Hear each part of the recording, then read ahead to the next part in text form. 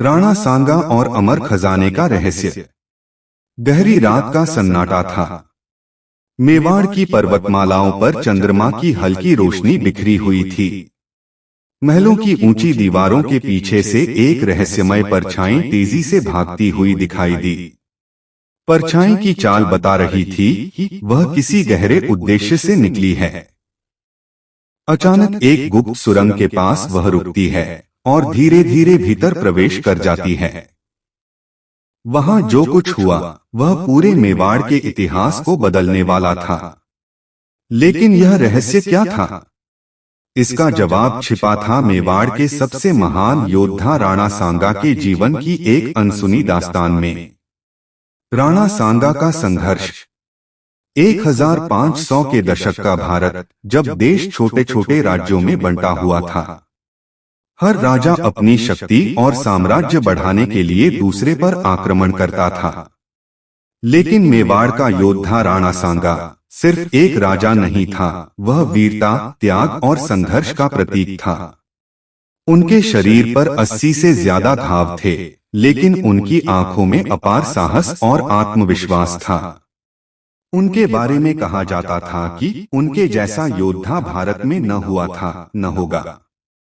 लेकिन राणा सांगा का जीवन सिर्फ युद्धों तक सीमित नहीं था।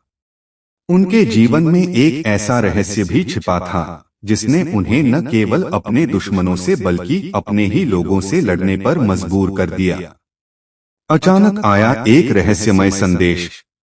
एक दिन राणा सांगा दरबार में अपने मंत्रियों के साथ महत्वपूर्ण चर्चा कर रहे थे। तभी एक गुप्त संदेशवाहक उनके पास आया।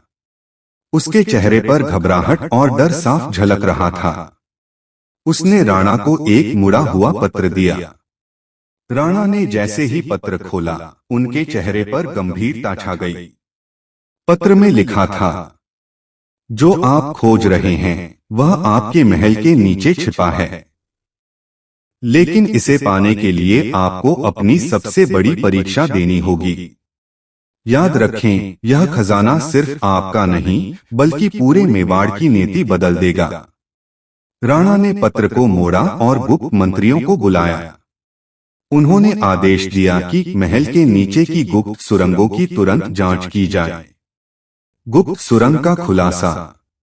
रात होते ही राणा सांगा अपने विश्वासपात्र सेनापति रामदास और राजगुरु वज्राचार्य के साथ गुप्त सुरंग में उतरे। सुरंग अंधेरी, ठंडी और रहस्यमयी थी। हर कदम पर ऐसा लगता था जैसे कोई उन्हें देख रहा हो। कुछ दूर चलने के बाद उन्हें एक पत्थर का दरवाजा मिला। दरवाजे पर प्राचीन संस्कृत में कुछ लिखा हुआ था, जो सत्य के मार्ग पर चलेगा वही इस रहस्य को समझेगा। राजगुरु ने मंत्र पढ़ा और दरवाजा धीरे धीरे खुला। अंदर एक विशाल कक्ष था जहां दीवारों पर अजीबोगरीब चित्र बने थे। यह चित्र किसी युद्ध के दृश्य नहीं थे बल्कि किसी गहरे रहस्य की ओर इशारा कर रहे थे। खजाने का पहला संकेत। दीवारों पर बने चित्रों में एक योद्धा, एक पुस्तक और एक तलवार का जिक्र था। राजगुरु ने बताया, यह पुस्तक और तलवार कोई साधारण चीज नहीं है। यह मेवाड़ के भविष्य का प्रतीक है। लेकिन इसे पाने के लिए राणा को एक घातक चुनौती से गुजरना होगा। तभी सुरंग में एक अजीब आवाज गूंजी। ऐसा लगा जैसे कोई उन्हें रोकने की चेतावनी दे रहा हो। अचानक दीवारों से तीरों की बौछार होने लगी। राणा सांगा ने अपनी ढाल निकाली और अपने साथियों को बचाते हुए आगे बढ़े। रहस्य का पहला सूत्र। आखिरकार वे एक छोटे कक्ष में पहुंचे। वहां एक लोहे की तिजोरी रखी थी। तिजोरी पर लिखा था, पहला दरवाजा खोल लिया है, लेकिन आगे का सफर और भी कठिन है। तिजोरी में एक प्राचीन पुस्तक थी जिसमें एक नक्शा छिपा हुआ था। नक्शे पर 3 स्थान चिह्नित थे, मेवाड़ का कुंभलगढ़ किला, चित्तौड़गढ़ का दुर्ग और तीसरा स्थान जिसका जिक्र किसी ने पहले कभी नहीं सुना था। राणा सांगा ने उस नक्शे को देखा और कहा, यह सिर्फ खजाने का रास्ता नहीं है, यह हमारी आत्मा और हमारे भविष्य का मार्ग है। मुझे इसे समझना होगा। अचानक एक गद्दार का खुलासा।